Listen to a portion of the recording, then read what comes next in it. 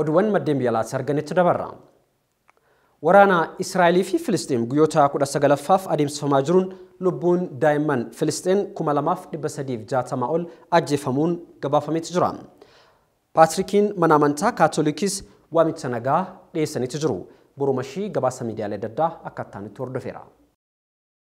Waraanni ardii Eeshiyaa keessatti jaarraa 21ffaa kana uumame jiru ilmaan namaa dukkaneessuun gadaannisa hamaa ilmaan namaa jidduutti uumaa jira. Waraanni dhala namaa salphise ardii Eeshiyaa keessatti dhalate kun atoo walirraan kutin hardha guyyaa 19ffaa isaa lakkoofsiisuu irratti argama. Lammiileen Falasxiin Gaazaa keessatti naannoo diqqoo guramte keessatti namoonni miiliyoona 2.3 ta'an guyyaa 19 fi addunyaa dukkanaa keessatti argamu. Haleellaa qilleensaa Israa'el gaggeessituun ammoo lakkoofsi namoota du'anii saffisaan dabaluu irratti lola guyyaa 19ffaa qabate kanaan ammoo Israa'el haleellaa qilleensaa Gaazaa marsitee raawwataa jirtuun daa'imman Falasxiin 2360 ol ajjeesteeti jirti. Lakkoofsa saffisaan dabalaa jiru kanaan haganuuti gabaasa kana walta qabannutti ammoo lammiileen Falasxiin daa'imman maanguddoota dubartootaa fi warri hidhannoo maleeyyii ta'an 5791 olii haleellaa boombii Israa'el gaggeessu qofaan ajjeefamaniiti jiru. Ameerikaan ammoo kun kanaan atoo jiru jeettiiwwan waraanaa ammayyaawoo ta'an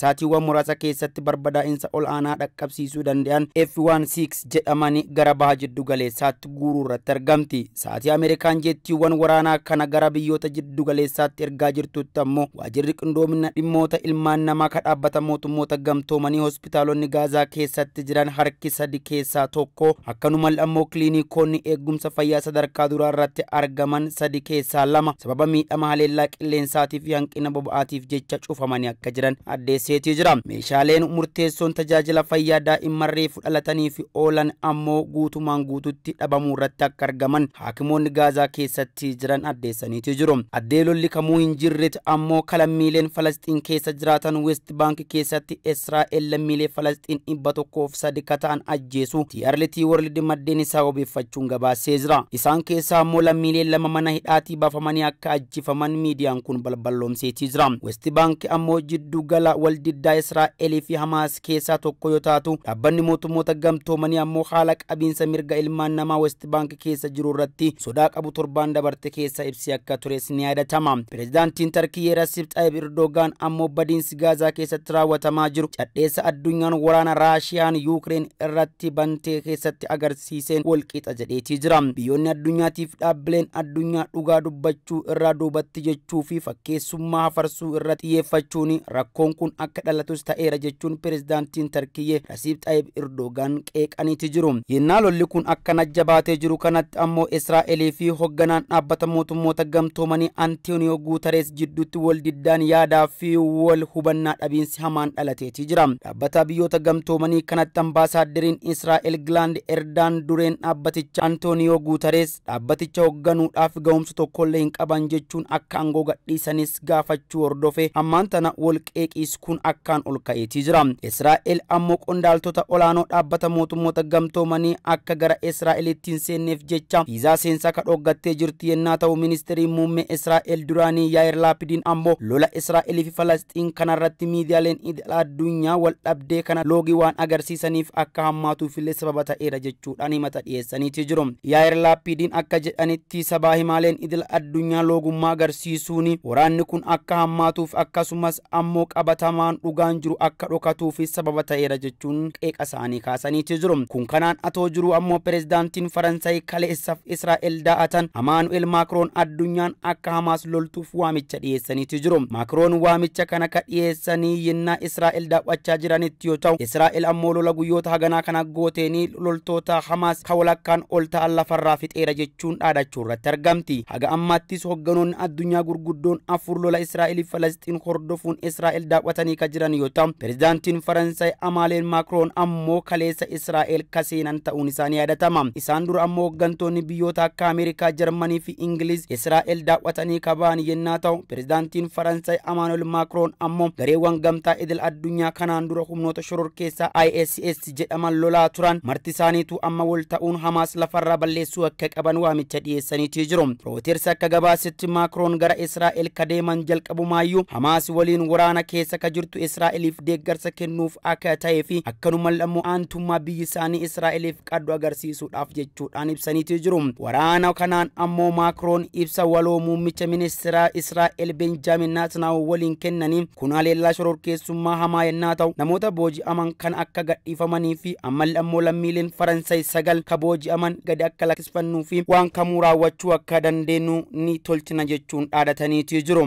Dureen mana amantaa Katoolik Paatriyaarkii Piizaa Ballaan ammoo waamicha nagaa ka dhiyeessanii jiran yoo ta'u faallaa pirezidaantii Imaanuel Maakrooniin ammoo dureen mana amantaa Katoolikii ka Israa'el keessatti argamu Pirbaatista Piizaa Ballaan ammoo daba Gaazaa keessatti raawwatamaa jirullee balaaleffataniitii jiru. Dureen amantaa Katoolikii Paatriyaarkiin Yerusaalem keessatti argamu Piizaa Ballaanii xalayaa dheeraa mana amantaa isaaniitiif barreessaniin haleellaan tasa Hamaas jalqabee baatii kana keessatti badii hamaa dhaqqabsiisee fi akkanuma lammoo boombiin Israa'el Gaazaa irratti harcaasaa jirtu waan dansaa tolchaa hin jiru jechuun balaaleffataniitii jiru. Paatriyaarkii Piizaa Ballaanii nagaan lammiilee Falastiin ejjennoo idil addunyaa qofaan kan mirkanaa'uu danda'uu fi addunyaan ammoo loogii tokko malee gadi baatee waan kana tolchuu akka qabdu waamicha dhiyeessaniitii jiru. Amma gamni lachuu diinummaa akka dhaabu Paatriyaarkichi ka gaafatanii jiran yoo ta'u lolli kun akka dhaabbatu amantoonni idil addunyaarra jiran hundi isaaniitu karaa amantaa isaaniitiin miira aarii jibbiinsaa fi diinummaa keessaa ba'uun kadhannaa akka tolchanis